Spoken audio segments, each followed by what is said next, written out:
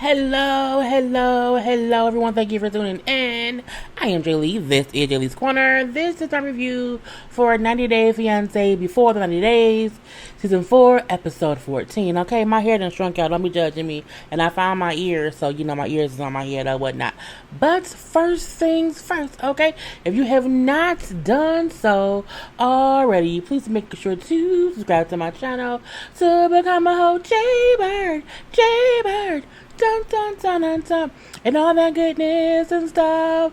Send to yourself. Let's get it started because it's almost 1 a.m. and I have like 4 more shows to watch and then go to bed and then get ready for work in the morning. Okay, so do not forget to also like this video, hit the like button, to comment in the comment section, to share this on your social media. You can hit the share button and share it on your Twitter and your Facebook. Okay, you can also follow me on IG and or Twitter at J_Lees_Corner. And of course, all of that information is in the description box below. Okay, let's get started here. I ain't got no pictures. I ain't got none. Not this time. Not today. But let's try to get this done in less than 30 minutes. Okay, less than 30 minutes, please. Jesus, center me. Jesus, let's go. Anyway, so Darcy and no one. Why are we still seeing Darcy?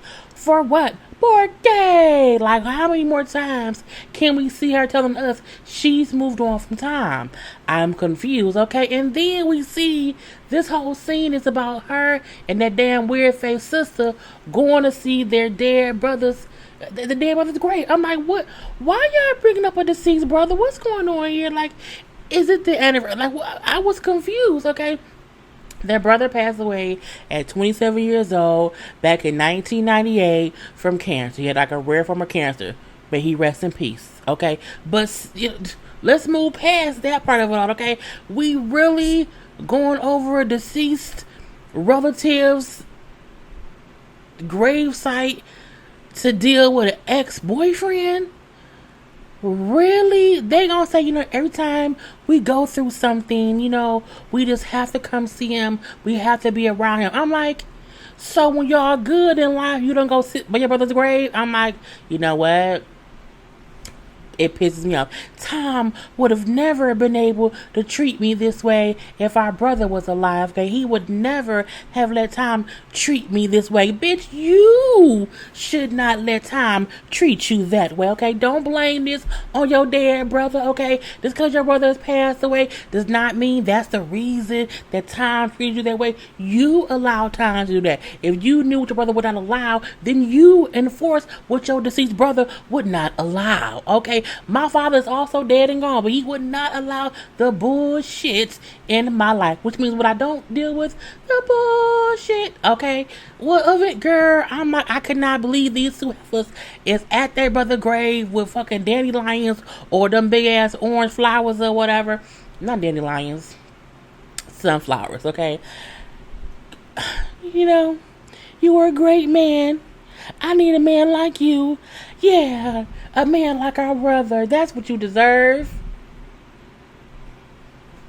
I cannot believe they used their dead brother's gravesite as a scene to say what Darcy deserves. Them hoes is I'm too done. Okay, Erika and Stephanie. We're really just Stephanie because we ain't see Erika at all. And I don't care. We don't like Stephanie. Okay, we don't like Stephanie. So if Erika isn't there, we give how many fucks? 1 fuck. 2 fucks? No, we give 0 fucks. Nada. Zilch. 0 fucks given, okay? I can't believe I'm leaving and Erika didn't come to the airport. I can't believe where we are right now. I can't believe that we ain't talking. I cried imaginary, dusty ass, no waterworks, no evaporation ass tears, okay? Ain't no condensation on her face, okay? This making the sounds as if she cried. Ain't not Nancy fall down, not Ned damn eye, okay? And I'm like, girl, get your fake ass out of here. And then she get back home and talking to her mama or whatever. You know what I mean? Well, she talking to us first. You know, with me and Erika, we haven't talked in 3 days. I've been traveling for 2 days, and we haven't talked for 3 days. And we both, you know, we're not following each other on social media, whatever. We've removed each other. I'm like, we don't get no fucks. You were a horrible person, Stephanie, because you portrayed yourself to be one thing on the damn internet, and in person, that was not who you were. And you then caused conflicts and havoc all up in Australia. Okay, so man, you, Stephanie, fuck you. Anyway, her mom is like, oh, how was your trip? What did you do? Oh, we had fun. Oh, yeah, I met her parents. Oh, this and that. Is that all? Are you not telling me something? Well, we had a kind of a disagreement because, you know, we were friends online. You know what I'm saying? And, you know, sometimes people think I'm one way based on who I showed myself to be online. But when they meet me in person, I'm different. You know what I'm saying? And she, you know, was just a little bit upset about me being different. So you are not only a bad girlfriend, you was a liar and a deceiver. Okay, so we're going to move on from Stephanie and her bull of the shit. Ed and Rose. Okay, Ed and Rose. Well, just Ed. Why? Because Rose left his ass and she ain't doing none of the scene, okay? Now, Ed didn't flew home all sad and broken hearted because he's only broken hearted. Life's not over. It is for him. Anyway, you know, I'm just so sad. Like, I'm a failure. You know what I'm saying? I don't want to tell anybody what happened because I'm a failure. You know, I failed at love. No, you failed at being just a good person to that lady. That's basically what it was, but I digress. Okay, and his mom and his dog, the actual puppy, picks him up from the airport, okay? And she's like, oh, hi, son. Happy-go-lucky to see her son. How's Rose? How's things with Rose? It didn't work out. Rose is out, mama. I'm like, okay, but tell her why. Okay, tell her why, Ed. Tell her why, Big Ed. Oh, son, I'm so sorry. Yeah, ma, it didn't work out. Oh, God. You know what I'm saying? All sad. Now, he cried real tears. Stephanie cried fake tears. Ed cried real tears. He mad has been sweating. It be hot sometimes. Anyway, the mom then say, you know, oh, he had his hopes up so high. You know, and I had my doubts, but I'm still sad that my son is sad. But you know, life will go on or whatever. I'm like, no, your son is an asshole. Okay, that's what it was. Rose ain't out or gone. Your son is an asshole. He's an asshole. Okay. Anyway, we then see in the car. She's like, so what happened? Well, you know, Mom, you know what I'm saying? Rose told me that she wanted 2 kids. And then when I told her I didn't want any children because I'm 52 and I can barely, you know what I'm saying, have the capacity to take care of the one son she has now, whatever, you know what I'm saying? And so she got upset, okay? And then, Mama, I kept asking her about her past, Mama, and she wouldn't tell me. She was really evasive, Mama. She didn't want to talk about it. And then she think I didn't know. She thought I didn't trust her. It was trust. I said, you up in this... He telling these short-ass lies. He telling short-ass lies to his mama. Now, I'm upset, okay, because that is not what happened. You knew that she wanted kids before you went over there. You did not tell her that you did not want kids until you was over there and then had sex with her and then told her that you didn't want kids and that her damn legs too hairy and that her breath stank, okay, and that she's poor and she sleep with rats. You did all that, and you are an asshole. Okay, but anyway, you don't deserve Rose, okay? Even though Rose is over there sleeping on a little cot, okay, a little mattress pad with roaches and rats or whatever, she is still a good person. And somebody else from America will probably bring her over here. But I digress. Ash and Avery, okay? Now, they still over there. Are they in Australia, too? Did she go to Australia? I don't know where he is. I can't, because I'm like, if he was in Australia and so was Stephanie and them, they could have took one ride together. Anyway, so Avery is leaving. I don't think it's Australia. And if it is, I just can't remember. Anyway, Avery is leaving tomorrow. Okay, tomorrow. And so they're discussing what her next steps will be because, again, Ash can't really leave and move to America because his son, okay? And we know that Avery can't move to where he is because she has 2 children. 2. Is it 2 or 1? I think it's 2 kids, an older kid and a younger kid by 2 different men. And so she really can't go nowhere. She got double duty, okay? Anyway, so, you know, you're like, I'm going to miss you already, you know, even though you haven't left. You know what I'm saying? And this, I know I know I want to marry you. I really do want to marry you. But not right now. Okay, I think we have to, you know what I'm saying? I should come visit you. Okay, and get to know you and the family. I'm saying not bring my son just yet because I don't want to have any like a shock to him. I think that I think we should do that. You know what? You're right. I agree, and she agrees with him. That's fine, okay? You know, and after I come visit you, whatever, and you know, we get to know each other better, we'll be in a better place to see where to move forward. And she's like, well, that's good because I also have kids. I have like a little toddler, and you have to kind of get to know my kids as well. I'm like, yes, that's a good thing. But what they really doing is trying to get on another show, on the regular Fiance show. That's what they're trying to do. Okay, I'm pretty sure they gonna get his visa some kind of way or whatever, and he'll be around next time. Okay, but he brings up how he is from like a little country or town close to Madagascar and not really Australia. Okay, so he has to apply for an Australian passport because it's easier for him to get a tourist visa to come to the States if he has an Australian passport. He then said, I applied for that 2 months ago, and it can take from up to 3 months to a year for them to work that process out. Okay, and I was like, excuse me, how do we know that Ash isn't like a criminal? And that's why it's taking him so long to get this little passport or whatever. I don't know. But, you know, it's like, oh, wow, you know, I didn't know that. You know what I'm saying? That's kind of crazy because now I'm worried about, you know what I'm saying, when you will be able to come see me. Because I don't know when I'll be able to come back here and spend, you know, time here or whatever. You know what I'm saying? It's kind of crazy. I just need you to be sure to keep me updated on whatever's going on, okay? I just need you to do that. I can do that. I can let you know when they let me know something, but once you apply for it and they send you a letter so that you know is in process or whatever, they don't have any, you know, information until they send you more information. I'm like, well, that's very true. Anyway, so I'm like, I guess that's fine. And then she fly back home and he like, you know, oh, it's gonna be so hard being without you. Yeah, it's gonna be hard being without you too. And you know, I love you, Avery. I love you too, Ash. But it's, you know, let me know about your passport. I don't know if that passport will ever come to fruition. Varya and Geoffrey and Mary. So Varya has showed up to Geoffrey's door, and yes, Mary is there, okay? And both Mary and Varya keep asking the other one, what you doing here? What you here for? I'm supposed, you know, it was a back and forth, back and forth, back and forth. And Geoffrey just looking like he ain't saying shit. He's in shock, okay? And then, you know, I came here because I follow my hearts. I follow my heart. And Mary like, what is she doing here? Why is she here? What's going on? I can't believe this. Well, I haven't talked to her in weeks, you know what I'm saying? And Mary's upset, you know what I'm saying? And this is not her fault. I don't know what to do. I'm like, Geoffrey, shut up, okay? Varya then say, you know, Geoffrey, can me and you talk, okay, without her? Because she irritates me. I said, bitch, really? Varya came there like a girlfriend who had a fight with her boyfriend and she didn't came around and he has a new bitch around and I'm pissed off. That's how she came.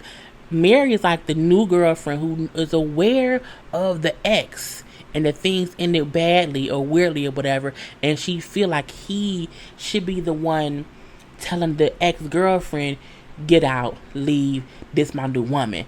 And that wasn't what Geoffrey did. Geoffrey just kind of was like, I haven't talked to her in weeks.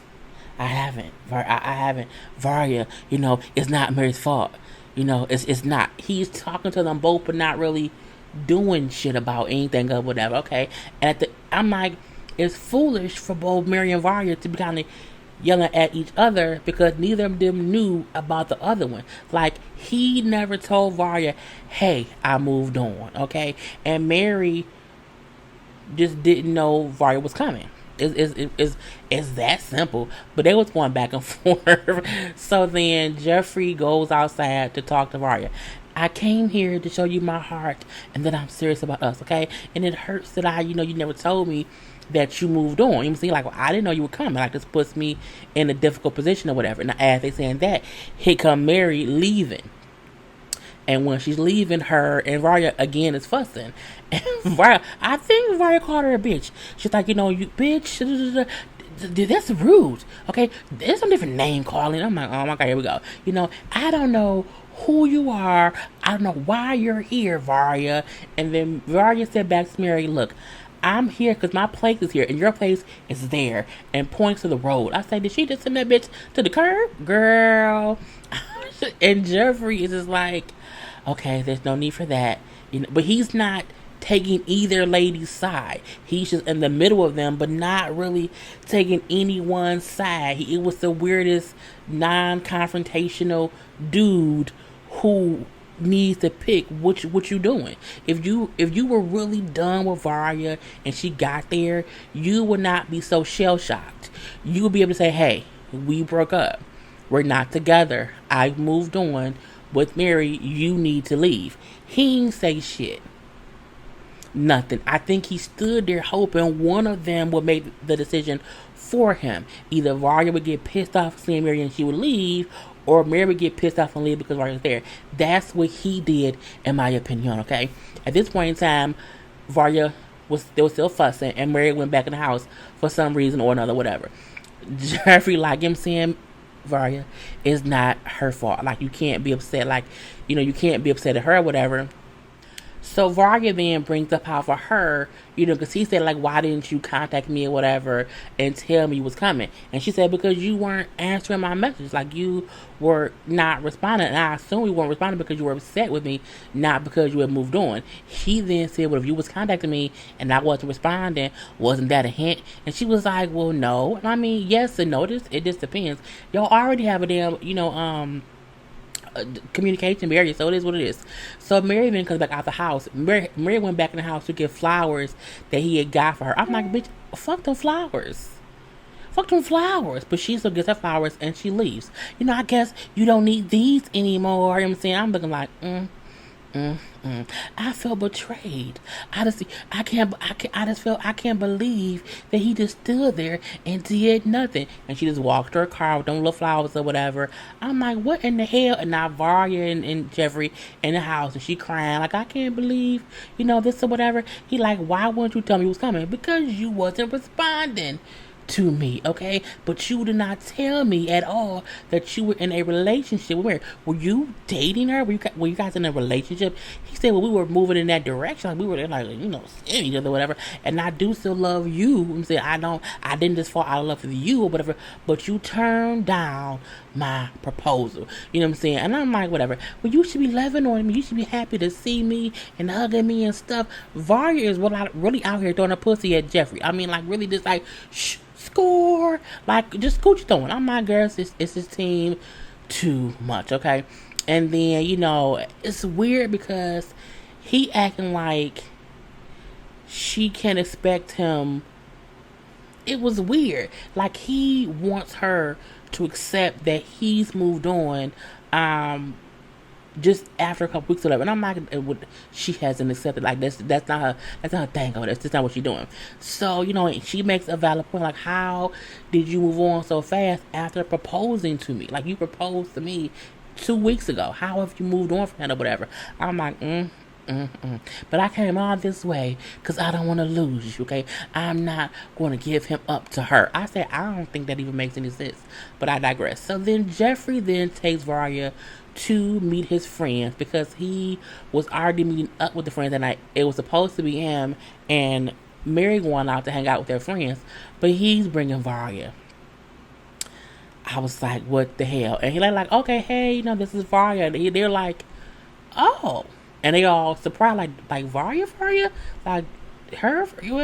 And he like, yeah, like she just popped up, surprise. You see it? He like, wow, Mary was there. Okay, and they like, oh shit, really? He like, and in my mind, I thought we were over, but she's here. And they like, oh Lord Jesus. His friends bring up how when he came back from over there, whatever, he was heartbroken, and Mary was just the person that was there for him, and they just started hanging out or whatever. You know what I'm saying? Varya is making valid points to the other friend, like, you know what I'm saying, I don't get how Geoffrey could propose to me and want to marry me and be with me forever, but he's then moved on with somebody else in like 3 weeks. Like, that doesn't make any sense to me. Like, I don't think he's really over me. and I want to be with him. And I'm like, okay, and the friend, like, when Mary is like really close with him, she cares for Geoffrey, whatever. And she said, when you are married, okay, your wife is your best friend, okay? You don't need any other woman out here, caring for or taking care of your husband. I say, spoken like a wife. Spoken like a wife. Look, I get that Mary has been there for Geoffrey. And I'm not saying that, what's going on is fair. But what Varya said is right. If you are my husband, I don't need no other woman caring for you and taking care of you like I should be doing. Like, his main priority should not be that friend over there. It should not be. It should be his wife. Not saying that he can't be her friend. I'm pretty sure they won't be friends if he stays with Varya, because, it would probably be painful for Mary. But, what Varya said is true. Period. And then Mary shows up.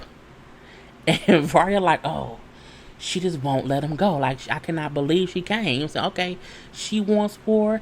She will get war. I say, I don't think you want to go to war with a bitch from Russia. I just, not on my watch, okay? Anyway, David and Lana. I'm a sum they shit up real good, because it wasn't that much. David wants to have sex with Lana. David wants Lana to be more affectionate. David feels like when he keeps saying, I just need her to show me some affection. I won't be here long. I need her to show me some affection, to show me that she really wants to be with me. He wants to have sex with Lana. He wants to be with her, yes. I'm not saying that he does not want to be with her. It has been 7 years. But in his head, when he kept on saying, like, she's an affectionate, like, I need her to be affected with me, you know what I'm saying? And I'm like, why he? And I was like, he wants to have sex with her. He's equating, she needs to sleep with me to let me know it's real. Even though, as she keeps pointing out, I've only seen him in person twice. Like, this is the first time we're meeting in person. Yes, we talked over the computer for 7 years, but I have not met this man in person until now. And we need more time for me to feel comfortable enough to be with him. Okay? Points blank, period. Okay? Now, that was they went on like 3 different dates or whatever, and it's still him trying to get to know her. She's saying she would like to be with him. She wants to come to America. They walk around the city and everything, and taking photos, because photos are needed as a part of the process to get an application to be the K1 visa or whatever. And you can clearly see she likes him enough to tolerate him, and she likes him enough to see if it can go further. She does not like him enough just yet to kiss him, to be affected with him, or to have sex with him. And when they went bowling, and he then said, like, if I get a strike, you have to give me a kiss. And she was like, oh, okay, thinking he wouldn't get on strike or whatever. And he gets one. You can see she's uncomfortable with it. And he gives her a kiss, and it was a little peck on the lips, whatever. He tried to go in for a little bit more, and she kind of turned her head. She's not ready for that. She is not, okay? And I feel like, again, it has been 7 years, but via the computer, okay? Via the computer. And they even asked her, like, he asked her, like, about the whole address thing, how, you gave me address and you didn't live there or whatever. And she told the producers about, like, I would not want to give a man I don't know in person my address. Like, that's just kind of crazy. And I think it's crazy that he came he came and, like, knocked on that door. Like, I just did not think he would come here. So I gave him a fake address, because, again, what if he was a crazy person and came to her house? Which he was, okay? So I digress. They also asked her, like, well, how much money has he spent on you? I don't want to answer that question. Can we move on? Anyway, and now it's really all that it was with them. And I'm like, again, David is nasty. Even when he hugs her, he's like a dirty old man in how he hugs her. And you can tell that she's uncomfortable. And the bad part is, she's like, I'm willing to get to know him, but I'm not trying to rush and be with him. And then when he say, like, I want to talk to you or whatever, I only have a couple days here, and I want to possibly propose to you or whatever. And she's like, well, I don't know about that yet. I let me think about it or whatever. You know what I'm saying? That's a big step. I'll let you know before you leave from town. He then said, yeah, and I wanted to invite you back to my hotel. And she said, no, I think it's too soon for us to sleep together. Boom, pow, pow. And then he said, you know what, I feel like, she has to give me the affection I want so I can know that it's real. He wanna fuck. Nasty ass old man. Anyway, and lastly we have, Usman and Lisa. Ugh. God. So they're already fussing, okay? Why? Because Lisa is upset the husband has not proposed to her in person, okay? I want you to propose to me in person, okay? In person. And see that I'm not gonna propose when we having problems. I was gonna propose last night and he was fussing. Okay? So she then walked out the room upset. He like, look, I'm not dealing with that bullshit or whatever. My family coming, and I ain't got time for that. We could not be up here fussing and fighting. She then calls him out to the hallway. She then says, do you know, what's going on or whatever? He like, why are you acting like this? Because what is going on, okay? I could not propose to you if we having problems. So like, Usman, you're acting like you don't want to marry me. You know what I'm saying? Do you know what, people will say that I'm knocked up by you or that you're looking for a green card if you propose to me right before the wedding. Lisa, no one on God's green earth assumes that you're pregnant. No one is going to think that you're knocked up by Usman if he proposes to you before the wedding. No one. Because if y'all having a wedding, you've already been proposed to. You sound dumb. She then said, I've already, adapted and compromised to the Nigerian way, but he refuses to, adapt and, compromise when it comes to proposing to me. And I'm like, but he already did. I get it wasn't in person, but bitch, y'all planned the whole wedding. You went over to see that man wholeheartedly in person, knowing that he had not proposed to you in person or whatever. So miss me with the bullshit of it all, okay? Anyway, again, no one thinks you knocked up, but we all do know he wants a green card, okay? But I digress. He then proposes, gets down on one knee. Will you marry me? Oh my God, yes, Usman. Ugh. Anyway, we then see it's the day before the wedding, and Usman's family is coming to town. So we see his older brother, one of his older brothers, because we already met one. Another older brother named Farouk comes to town, who was meeting Lisa for the first time, and he's like, I think she's too old. I think she's too old from whatever, and I don't see how anyone can be in love with someone when they live so far away. I don't understand it. I don't get it. Lisa, when you see Lisa and Usman together, it is awkward. It just is. Anyway, you know what I'm saying? Usman brings up how Lisa needs to be on her best behavior because at the end of the day, his mother could still change her mind and not bless their union if Lisa out here acting a plum-de fool, which Lisa usually acts a plum-de fool all the goddamn time. So they go into the hotel room and there's like a little ritual to do to where his mom cleans and washes her feet and then Lisa has to clean and wash her own feet. And Lisa made a great point because it's a ritual supposed to be to wash the feet and the hands to cleanse away any like old stuff or bad spirits or whatever it was, past sins or past transgressions or something or whatever. But Lisa said, okay, I get it. It's supposed to be like purifying. So why are we doing it in the toilet? I said, that's true. But I feel like, I don't know if they have sinks in the bathroom. I can't recall if there was like an actual sink in the bathroom because they were just putting their feet over the toilet and there was like a little handheld sprayer that they were spraying. It wasn't like putting your foot in toilet water. Your foot was over the toilet and you just sprayed the water out. It was weird to me as well. Anyway, they then go out in the room or whatever and pray. And I'm like, I guess it was what it was. So we then see Lisa, Usman, and the two brothers go downstairs like to have dinner or drinks or whatever. Lisa then brings up issues that her and Usman are having, thinking the brothers will help her. Because she said, he listened to his brothers. Like, he listened to them or whatever, and they can talk some sense into him about how he be acting or whatever. And when she brings up these issues, Usman's like, no, this is not the place for that discussion. No, okay? But the brother like, nah. What's the problem? What's going on, okay? Usman was like, we have problems every day, okay? Every day, she wants to control me, okay? And I won't allow it, okay? She wants me to be with her every day, all day, and I do not allow it. No one will control me.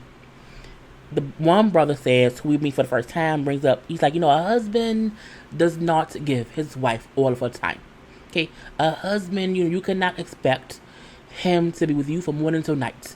That does not happen, okay? Is that what you think? And she was looking like, yeah, motherfucker, is what she thought. And I'm like, why would you think that? They're both Nigerian, bitch. Are you confused? Okay. The older brother, the oldest brother, who we've met before, Muhammad, in our culture, the wife follows the husband. Okay. He is the master of the house. Okay. That is our way. That is our way, okay? And the whole time it's funny because Lisa's sitting there getting pissed. But I'm like, what made you think his brothers, who are both Nigerian men who follow their culture, would think, oh yes, husband, you should do what she wants you to do. Bitch, they're not American at the all, okay? At that point, now she's pissed because they're not letting her talk and they're not listening to what she wants. But you wanna know why, Lisa, bitch? Because they're Nigerian, okay? I'm like, she is dumb. She is dumb to feel like, okay, they gonna tell him, yes, spend all your time with me. And none of them did it. And Usman was like, you know what, it was what it was. And she's like, no, I'm done. I'm pissed. I'm leaving. And had a whole attitude. And Usman, like, I could not believe she acted like this in front of them because they can then tell my mama to not bless the wedding. Okay. And then it goes off. Okay. So anyway, that was the whole episode. Okay. I will talk to y'all later. Do not forget to like, comment, and share this video. To follow me on IG and on Twitter at J_Lees_Corner. And until next time, peace.